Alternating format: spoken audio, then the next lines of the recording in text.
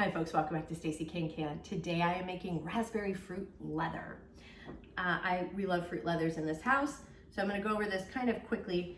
Obviously I've got a bunch of raspberries, but what you need is about 2 cups or a pint of pureed fruit for a 13 by 15 inch fruit leather. And that's what that's kind of the goal that you're going to be doing if you use an oven. It'll probably hit that much in this tray that I'm using. I'm assuming I'll know more in a little bit when I pour it out.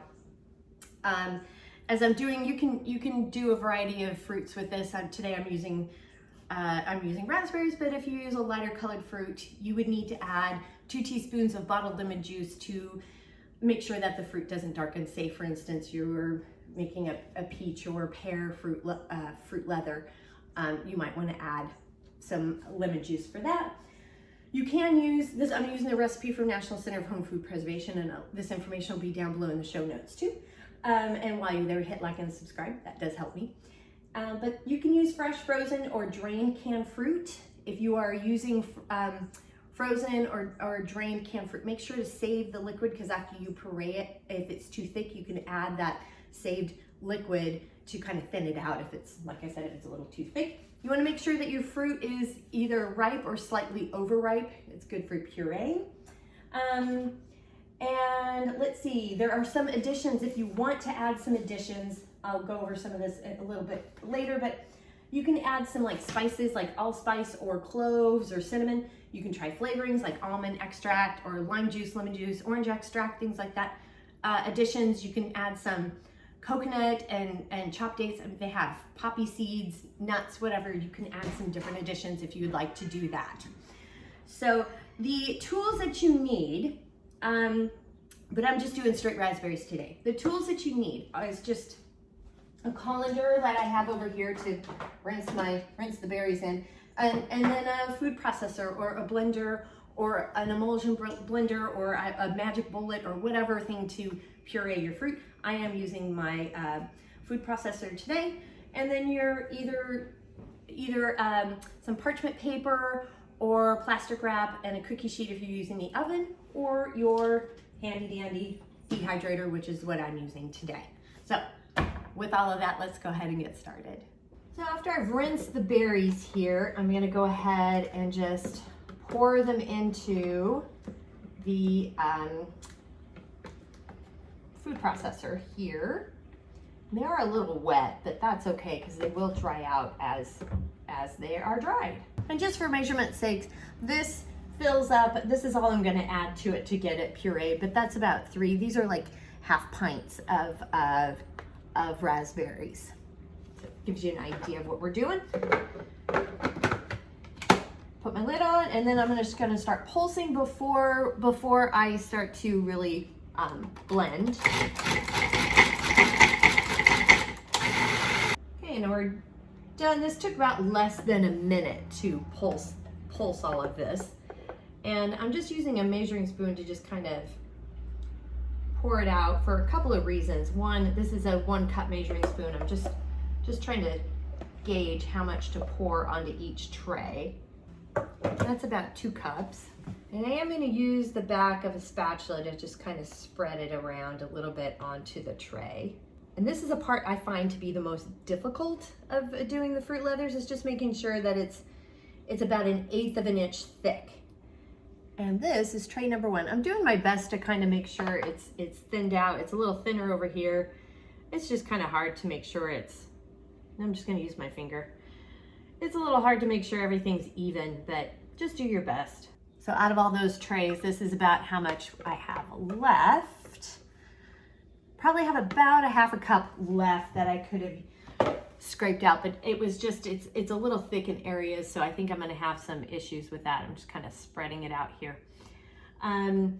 But that's about, I would say about for this type of a tray, about a 1 3/4 of a cup, 1.5 cups to 2 cups, just kind of depends on how thick you want it. And I've got my trays filled up, so we're gonna go ahead and put the cover on and hit start. One thing, I'm gonna go ahead and check this. I see it to dehydrate anywhere from 6 to 24 hours. It just really depends on this. Last time I made strawberry fruit leather, it took about 4 to 6 hours. So I'm gonna check it after 6 hours and see how we're doing. And the fruit leather will dry from the outside in. So just keep that in mind as you're drying. A couple of things before I continue with this. I had mentioned the drying times were a little off. Technically, you're drying it in a food dehydrator 6 to 8 hours, in the oven up to 18 hours. And if you choose to dry in the sun, it's 1 to 2 days. Just depends. Some folks have a nice drying system outside. If you're gonna use the oven, you need to make sure it dries at 140 degrees. So you need to put something in the oven door to prop it open. You can use a spoon or spatula. You can use, I'd stay away from wooden spoons because they can, I've had wooden spoons fall in the oven and then you're at a threat of possible catching on fire, which is not good, makes you for a sad dehydration day. But you can take some tinfoil and roll it up into kind of a ball to prop the door open. And then you can kind of squish it to adjust it because you're gonna need to make sure you have a thermometer in the oven to measure out 140 degrees.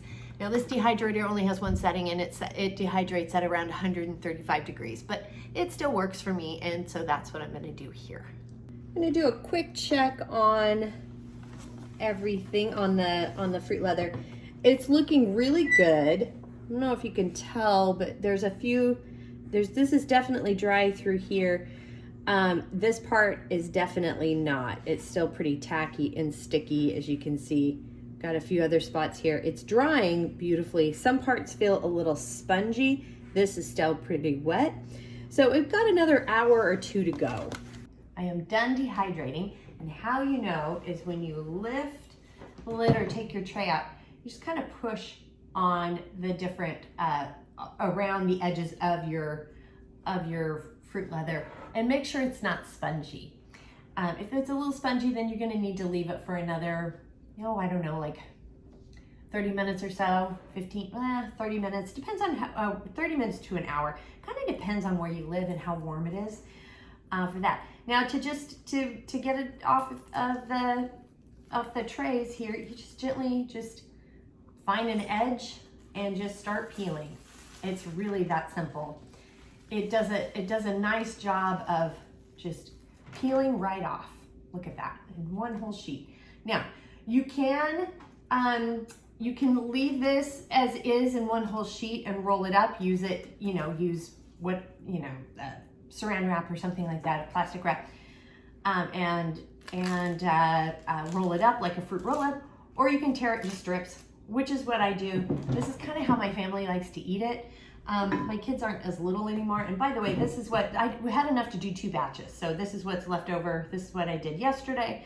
That's already been eaten a little bit. And clearly this is what I have going for today. I've got 4 trays of these. So 4 trays. This was just about not quite a full flat. So just keep that in mind as to how much fruit you need, how many berries you need for that. So my family just likes to take little handfuls of it and nibble on it as they go. If they want to break it up and put it into a snack mix, they can. If they want to just, they just normally eat it in handfuls. This is only going to last a couple of weeks. It will last about a month like this out in a shelf, or you can put it in the freezer and it'll last for up to a year if it lasts that long. Like I said, my family eats it pretty heartily and it's not going to last long at all. So anyway, that's how you do it. The recipe for this is down below in the show notes. And while you're down there, please hit like and subscribe and share, because that does help. And if you have any questions, comments, suggestions, feedback, concerns, by all means, please reach out to me. I'm on Facebook at Stacey Can. You can at me on Instagram and TikTok at Stacey Can. My website is www.staceycancan.com, and my email is info@staceycancan.com. Plus, I'm on LinkedIn at Stacey Can. Thanks so much again for joining me today, and until next time, happy canning.